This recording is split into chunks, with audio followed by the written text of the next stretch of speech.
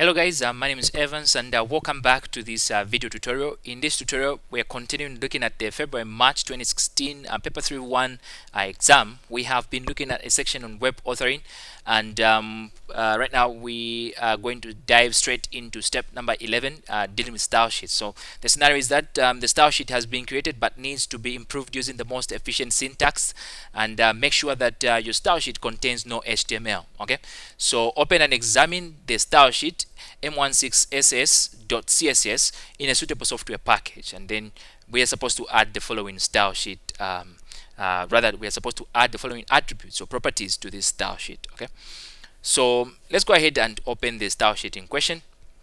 So just go to File and Open. You need to browse to where the files are saved. Mine are saved on the desktop, so make sure that you browse to the location where those files are saved. Okay. So where am I now? Here, and inside here, and my style sheet is this one. Okay, so this is the style sheet that we have opened, and then we examine it and we see how the things are arranged in here. Go back to the question paper. We are told to add the following style sheet. Now, may I pause just for a moment here and just emphasize one or two things. We see that header 1, header 2, and header 3, they have been given the same properties. Okay, now this is an efficient method of programming. In computer science, we call these stuff like this as inline. Okay, where you have everything listed in one line, and you don't need to write the properties for H1 and then you go trebuchet, H2 trebuchet, H3 trebuchet, if not available trebuchet ms, and stuff like that. That is an inefficient method of programming or writing software code. Okay, so one of the things, if you find attributes or properties rather that have similar that are going to have similar attributes, then you're supposed to list those in one line. Okay, so I'll show you how this is done in a short while. Okay, so let's go back to the style sheet and change the property, this one. So we are told that H1, H2, and H3 should be trebuchet. If this is not available, then it should be trebuchet ms. If it's not available, then it should be the browser's default sans serif font. Okay, so you go back here. Now what I'm going to do is that just write in this style sheet, you're going to add these properties here. So H1, and you put a comma, then you say H2 comma H3, and then you do as though you're typing just for a single CSS property. Okay, so this is very important, guys. So the first one is the font family. Okay, so the font family is actually supposed to be, font family is the one that deals with the font style or font type, if you want, for each CSS style that you're going to come up with. So whether you come up with a CSS tag like H1 or H2, if this the font style that you want to use, you're supposed to type font family. Okay, so put a full colony and not equal sign. Okay, so put a full colony, and then the next thing that you're supposed to do is now to type the property, not the property, the attribute of that style. Okay, so this one is supposed to be trebuchet. Now what happens is because you've been told that they're supposed to be, if this is not available, then you should pick up something else. If it's not available, then you should pick up something else. So you should use commas to separate the various attributes that are listed there. So if it is not available, then I'll pick up this other one. So I'll pick up trebuchet ms, and if it's not available, then I'll pick up a sans serif font. Okay, any sans serif font that the browser will support, and that should be done. Okay, so if you have a look at this one, you will see that take a look at H1. You see that you have all these properties listed in separate lines and stuff like that. Then you have H2, and then we should have had H3, and so on and so forth. But we've managed to put H1, H2, and H3, and all of them, because they are sharing the same property, then we are going to put them in one line. So that becomes sort of an inline function, but this is web design, so we can't call it a function. So all right, so let's go ahead and check out other properties that we can modify. So then we are told also that H3 is supposed to be a 24-point font. Okay, 24-point font. So let's go ahead and come here and add H3. So you can add H3. It's supposed to be just put H3, supposed to be the font size for H3, put a full colony, and supposed to be 24 point. Now guys, may I just say something here, because this is very important. We are told that H3 is supposed to be 24 points. This is different from 24 pixels. Pixels and points are not the same.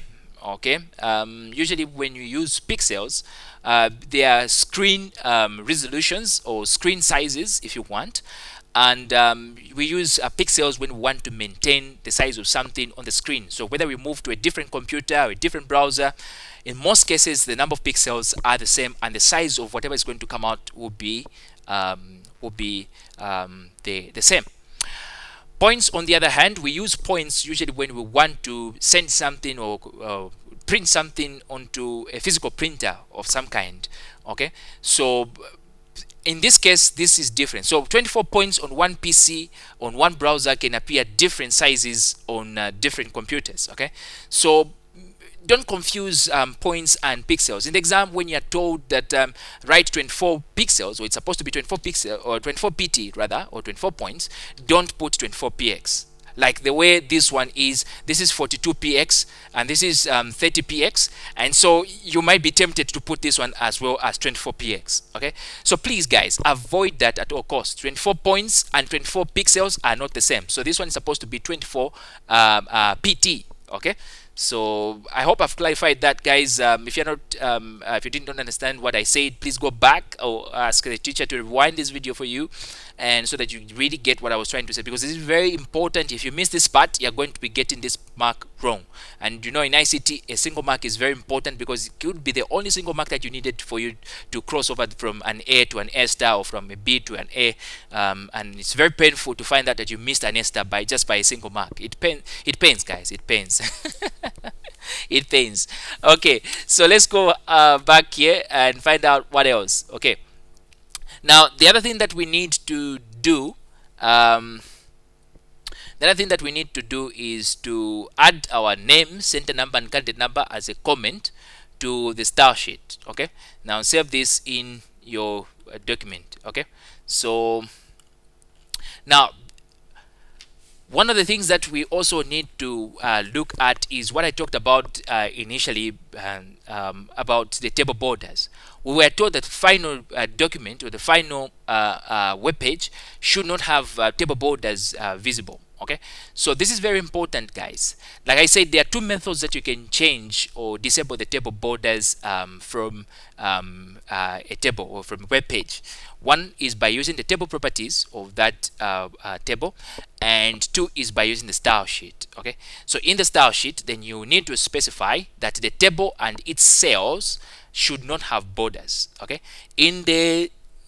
whereas in the table, you just need to go to the table properties and just disable the border and make it 0. And of course, your package, your HTML editor will know that you're trying to say, I don't need the borders. So in our case, what I'm going to do is to change the table borders and just remove them from the style sheet. Okay, and you guys, it will be a good opportunity for you to learn how to remove the table borders from the style sheet. Okay, so before I even put this, I'm going to disable the table borders from there.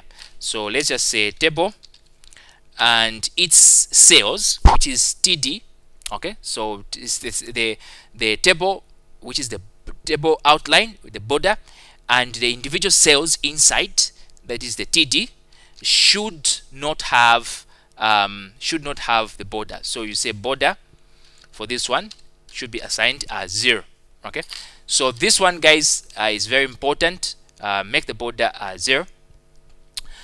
The next thing that you're supposed to do is now add your name, center number, and candidate number as a comment to your style sheet. So we're going to do that now. How you insert comments in a style sheet: / and an asterisk sign, and then you put your name, Chikasa Evans, ZM 556 and 0001, and space again, asterisk, and finish with a /, and that is a comment. Now different programming languages or different languages have got different ways of inserting comments. But you guys, I'm sure you are familiar with some of these languages. If you're doing some programming or your own lessons in programming, you know how to put some comments in some of the language. But in HTML and in the CSS, because CSS inherits also from HTML some of the concepts, like tags and stuff like that. So the comment is actually put that way. Okay, so save this style sheet in your M16 evidence folder. Okay, so we save this style sheet. Remember, we were just editing the style sheet that was there. So what we just need to do is to save it. Okay, so once this style has been saved, if you go back to your HTML web page, you will see that if you preview it, okay, we'll come back to previewing it in the browser. You will see that the table borders actually will not be visible because we have disabled them from the style sheet. Now the style sheet that we have just modified is the one that is going to affect this one as well. So some of the properties that we've changed will also affect this one. Okay, so let's go back here. So we've saved the style sheet, and the next thing that we need to do now is to take a screenshot showing the content of the style sheet and place this in the evidence document. So let's go back here, go to the style sheet and take a screenshot of this. So just get this section of the window and copy it and paste it in evidence number 11, just there. Okay, step number 12. A website is tested before it is uploaded to the internet. Okay, describe how you develop a test plan to test the hyperlinks as part of a test strategy. Okay, so and there you have 4 marks. So when you have 4 marks, it means you are supposed to give 4 valid points. Okay, so you're going to type your evidence, your answer into your evidence document using no more than 100 words. So let's go to our evidence document and let's type how we can go about testing hyperlinks in our web pages. Now guys, I must say here that when you're doing test plans and test strategies and all that, there must be some sort of data that you're going to be testing. It's very important that you know what data you're going to be testing before you can even test it. You should know the data to test, the result when you test that data, or the expected result when you provide certain data as input, and also in the event that this data doesn't work out or doesn't come out in a way that it was expected to come out, what are the solutions, what are the remedies that you can take to do that, to test it. Okay, if the system fails to test, for example, what are some of the remedies that you can take to do that? Okay, you should also have some sort of live data that you can use, actual data that is for example, if it's a system that it has to do with temperatures. Okay, let's say you're getting temperatures from certain animals, you should have some live data. Get a proper thermometer and get the actual reading from the animal. That is called live data. Okay. Other than that, one of the things also that you should have is that you should develop a strategy, a plan. Okay, and the plan should contain the actual results, like I said, of what is expected when certain data is provided. Okay, and also in the event that it doesn't work out, the system doesn't provide or doesn't go take you to the link. In this case, like it's a hyperlink, it doesn't take you to the link where it was supposed to take you. What do you do? How is supposed to go about working that? Okay, so let's so the first thing to do is to identify the hyperlinks that needs to be tested. Okay, once you identify the hyperlinks that you should test, you should then devise or have expected results. Okay, you should have expected results when certain data is provided to the system. Okay, when certain data is provided to the system, I'm expecting something to happen. Okay, in this case, we're talking about, so we should have expected results when certain data is provided to the system, but let's just say when certain hyperlinks, or when a particular hyperlink, because we are talking about hyperlinks, is clicked. Okay, we should have a certain expected outcome. Okay, the other thing is that we should also devise a test plan which constitutes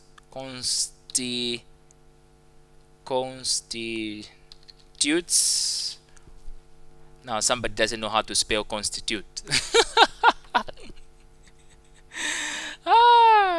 Okay, so let me just I'm trying to use my spell checker. Now my computer seems to have frozen, so let me just hit on F7 and constitutes. Okay, so I wrote constitutes. Okay. Okay, so it's supposed to be constitute. Okay, and then hyperlink, that should be fine as well. Okay, so the other thing that I said that we're supposed to have, we should also devise a test plan which constitutes, and what should to constitute means to include. Okay, so it should also, the test plan should include known results. Okay, known results when a hyperlink is clicked. Okay, we should have a test plan, okay, which contains known results when a hyperlink is clicked. Okay, also that means you're going to use what I would call live data. This means you will need to use live data. Okay, this data, which is the actual data that the system expects. Okay, so we need to click on the actual hyperlink, not just saying, oh, when you click on this hyperlink, what hyperlink? Go and click on that hyperlink and let's see what is going to happen. Okay. Okay, so this is what this part means. So if there is a hyperlink existing on a web page, we want, when we click on that hyperlink, it should take us to what is expected. Okay, the other thing is that we should have we should also have a remedy in case the hyperlink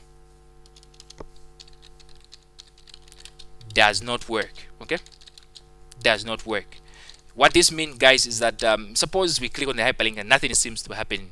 What should you do? You should also say, oh, here you should verify to see if the hyperlink actually is pointing to the correct name of the HTML web page or the picture and stuff like that. Okay, so this is that. So so we should also have a remedy in case the hyperlink doesn't work, so that we can retest the web page or the hyperlink. Okay, so that is very important. So I'll end here. If there are other reasons, you can check out in your textbooks, and you can find out some of these reasons out there. It's also good to have a look at the textbooks and not just relying on the mark scheme. Okay, so that was evidence 2. Evidence 3, you're supposed to display the web page in the browser, take a screenshot of the web page in the browser and place this in your evidence document.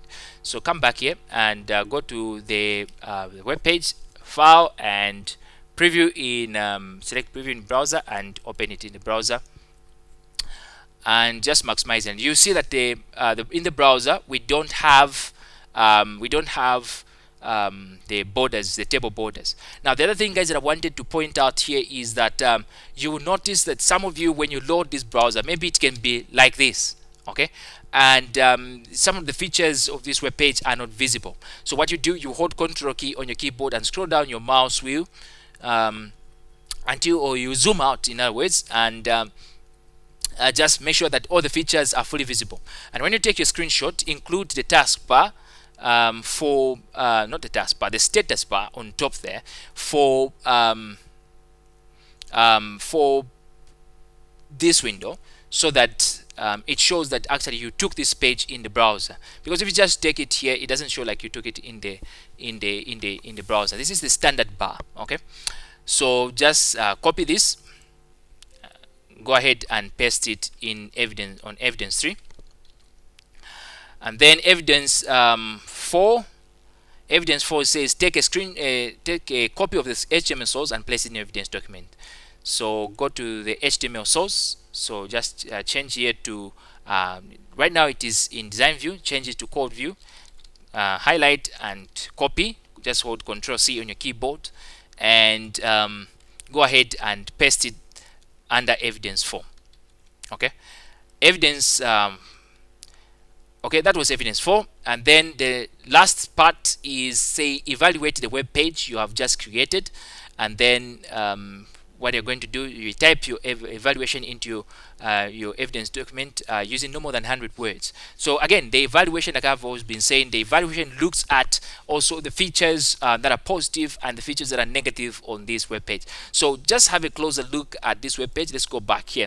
If you just have a closer look at this web page, you will see that in some sections the background color and the foreground color are kind of interfering each other. For example, you have hothouse design somewhere here. The blue and the magenta doesn't seem to go very well. Okay, and not only that, we also have instances where the brightness or the color here you have consolim, whatever, it stands out very good. It makes the page looks attractive. But again, too much color makes the page look unprofessional. There are other things also that you can do. The pictures are kind of small.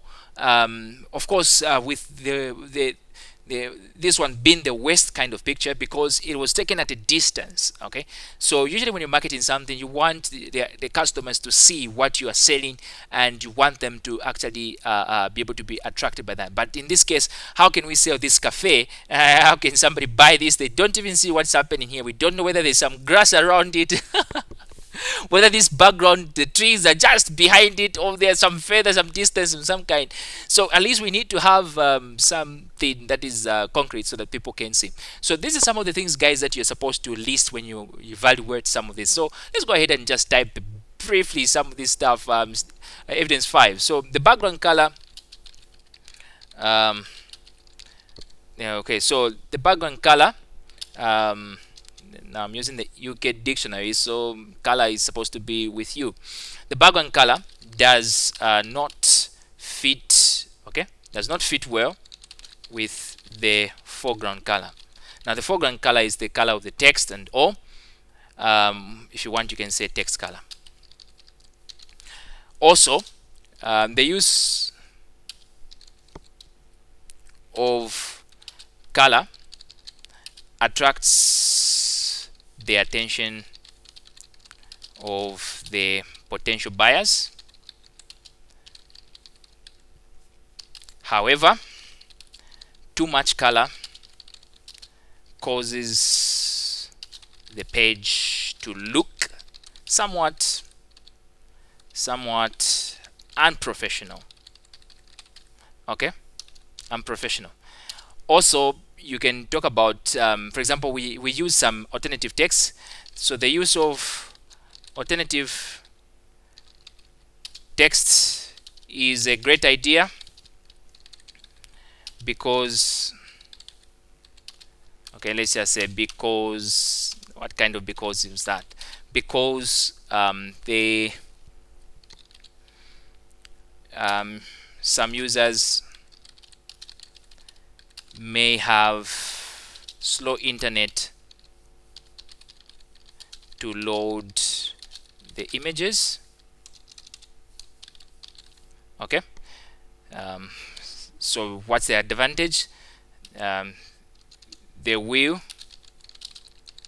instead be shown an alternative text representing the image. Okay. The other thing also that we can mention, I don't know if there's anything else that I can mention. I'm trying to think if there's anything else. Yeah, we talked about the image of the beach front cafe. It was taken at a long distance,